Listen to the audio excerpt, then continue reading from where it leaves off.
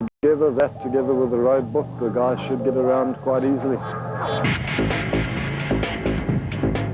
So now that we know how a route is found, planned and secured, how about the sponsors in off-road? One of the biggest and certainly one of the most effective in the sport right now is Motorite, the co-race sponsor with Ford. The maintenance plan giants have become that in this sport too.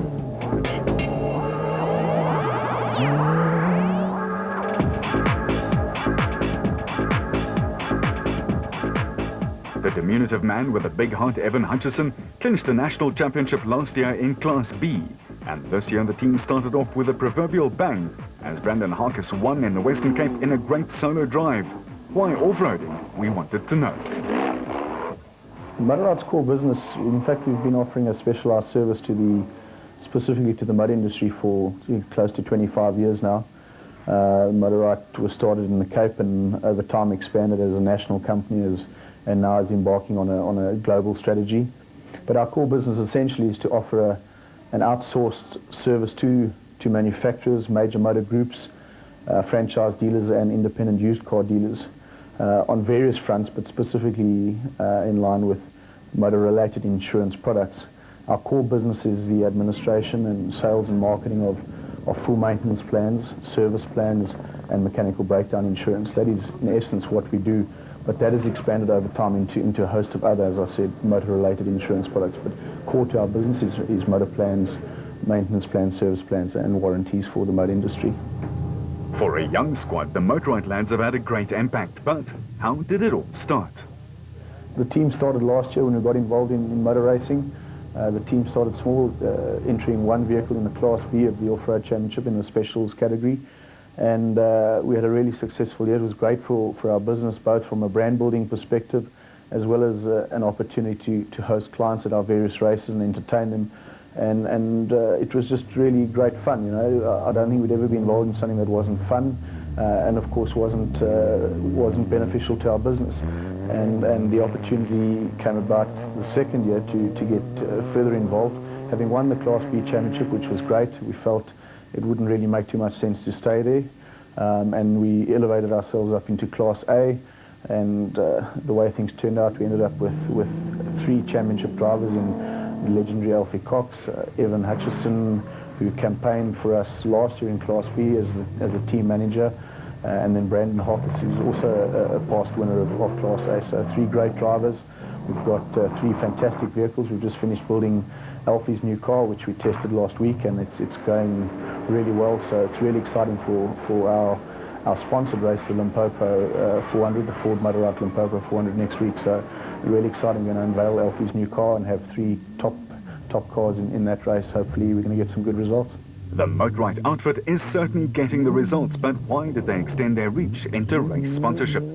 Yeah, well, you know, as I said, the opportunity came about last year for us to get involved in the sponsorship at late notice, and this year we've really got heavily involved in terms of promoting it via radio, running some competitions on radio. We really want to help to get more people as spectators out there so they understand a bit more about SA off-road racing. So as I say, a huge media campaign around that, as well as, you know, we've really gone out of our way in terms of making it a special event from a branding perspective and doing things that's a bit different for the competitors. We're putting a wash bays and those kind of things which are not typically available at the races, and yeah, I think it's going to be a great race. We're really looking forward to it, and certainly, you know, if we stay in motor racing, which we certainly intend to do, we're going to be ongoing sponsor of that event.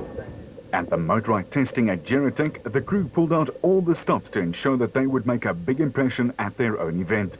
The big battle was to get the South African off-road champion and motorcycle supremo Alfie Cox's big V8 bat ready to be debuted in the Limpopo province, and the mechanics and technicians did not disappoint. The big black and silver liveried space frame car came through testing with flying colours, and the winner in Darling in the Western Cape, Brandon Harkis, will not be getting as lost as what he did in the first 3 races in 2006 either. He'll have someone else in the cockpit helping him along.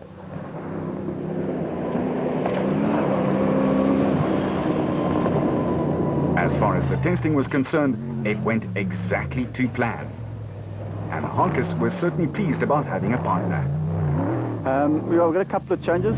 First of all, we've got the new car for Alfie. which will be debuting at the Motor Right Forward event. I think that's going to be very exciting because we know he's got the potential, but the car he's been driving hasn't quite been up to his level. So that's the big news for us, really, the fact that he's coming out in a new car. And then with Brandon not wanting anyone to outdo him, he's also got a new car. He's going to be running a two-seater. He's tired of getting lost in his single-seater. So he's going to be debuting also a BAT Spec 1 two-seater, and he'll be using Marcel Chithui as his navigator. So quite a few changes. I think it's going to give Alfie a lot more speed with the new car, and Brandon not having to worry about navigation, also being in a big V8, definitely a whole lot more potential for us to do better at this race. And how has the season been for the team, especially with a view to racing in a new class? Fortunately, at the first race, we went out, and the first time we time trialled with the car, we were tire fastest overall with Gary, which we didn't expect. But I think the terrain led us to do that well. So the second race, which was a sugar belt, we got to do the full kilometers of the race, got to get used to the car.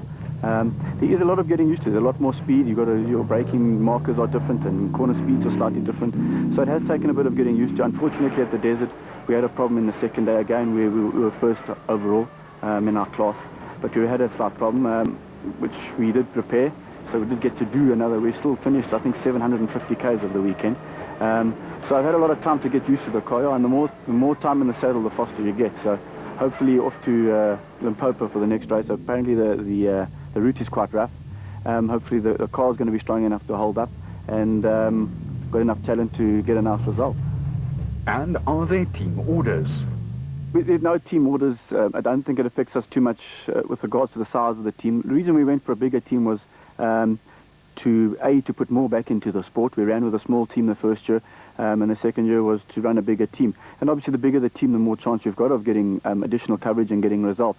I think the three drivers we've got could quite easily be called the top three. There are a couple of other good drivers, but we definitely got some very good drivers. So, and we want everybody to go out and give it a full go. When we're out racing, we're all racing. Obviously there's going to be none of the bumping and unnecessary pushing and so on that's going on amongst the team. But we're all out there. We want to race and we want to win. We don't want to win championships by repetitively coming third or fourth, and we wouldn't be able to because of all the guys we have in the team with Brandon, Alfie, and myself. We're all racers and we all want to give it a full go. So, yeah, a good result for us is to get as good a result as we can on the day. There's not too much calculations going into the results at the moment. Obviously, the normal strategy remains. You need to finish a race to get points. But I would imagine near the end of the year, depending on who's up in the front, obviously that's where we want to use some team orders or so, whatever you want to call it. Yeah. It's the old adage, to finish first, you first have to finish. And what's Class A like after racing in Class B? It's a different category altogether, going from Class B to Class A. I didn't expect that we would have done as well as early on as we did.